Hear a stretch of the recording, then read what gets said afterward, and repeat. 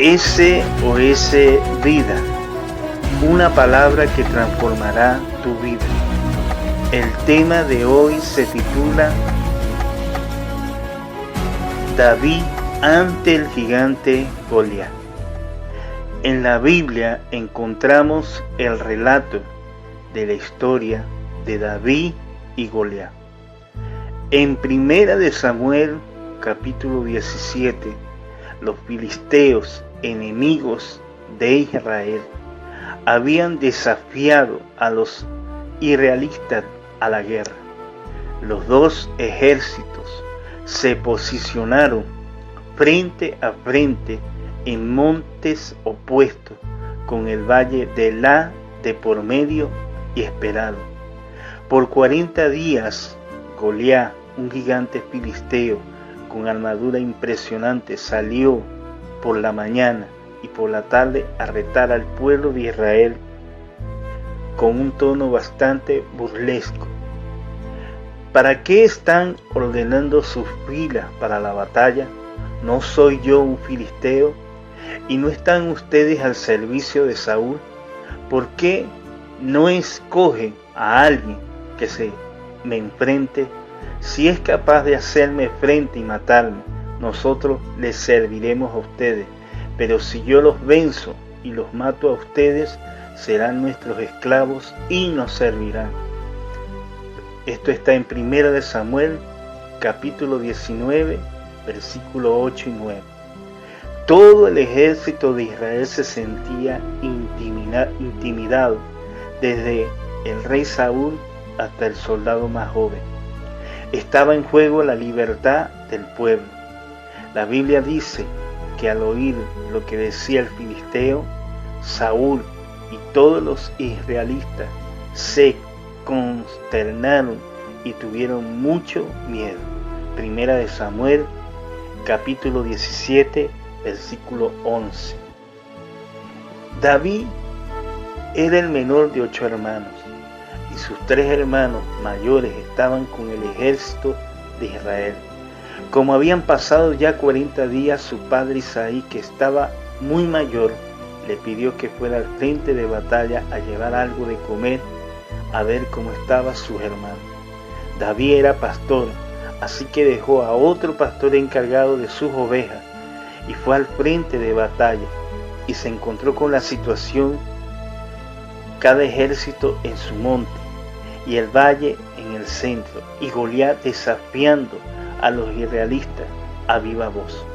También escuchó que aunque Saúl ofrecía un premio al que se atreviera a pelear, el número de voluntarios era sorprendentemente bajo, era en 0. David se indignó. ¿Quién se cree este filisteo pagano que se atreve a desafiar al ejército del Dios viviente? Preguntó. Algunos que lo oyeron fueron donde Saúl, y éste mandó a llamar a David, y hablaron un rato, y David logró convencer a Saúl para que le permitiera enfrentarse a Goliat. Su razonamiento: Dios lo había librado varias veces de animales salvajes,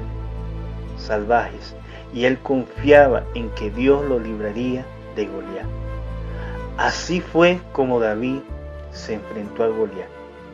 Le ganó y lo mató armado únicamente con una honda, su bastón, su bolsa de pastor y 5 piedras lisas. Pero en realidad esas no eran las únicas armas de David. Veamos 5 principios básicos que fueron decisivos en esta historia. En primer lugar, encontramos que David conocía a Dios, que David tenía una relación íntima con el Señor, que David no dejaba de adorar a su Señor, que no dejaba de darle gloria solamente a Él. Y como pastor de ovejas, había visto animales grandes y feroces atacar a su rebaño, pero Dios lo había ayudado dándoles la fuerza y las actitudes necesarias para vencer. Por eso, ¿has experimentado el poder de Dios en tu vida? Recuerda situaciones específicas en las que Dios ayudó a superar una prueba o resolver un problema. ¿Se fortaleció tu fe gracias a esa experiencia? ¿Ha crecido tu confianza en Dios con el pasar de los años? En segundo lugar, David conocía sus armas. Saúl ofreció a David uniformes de batalla y sus armas, pero David no quiso usarlas. Ni siquiera podía caminar llevando todo eso encima. Prefirió usar las armas que usaba a diario para proteger a sus ovejas. Su bastón, su bolsa de pastor, su honda y 5 piedras lisas que escogió con mucho cuidado. Sabía cómo usarlas, para qué servían y cómo podía sacar el mejor provecho de ellas para que fuera efectivo. David también conocía un arma poderosa en el nombre del Señor, y era su fe, su confianza puesta en Dios. Y te pregunto en esta hora, ¿conoces la armadura que Dios ha provisto para tus hijos? Permite que Dios te examine y te muestre cómo usar las armas que Él te ha dado para que puedas vencer en los momentos de prueba, de tentación, dificultad que haya en tu vida.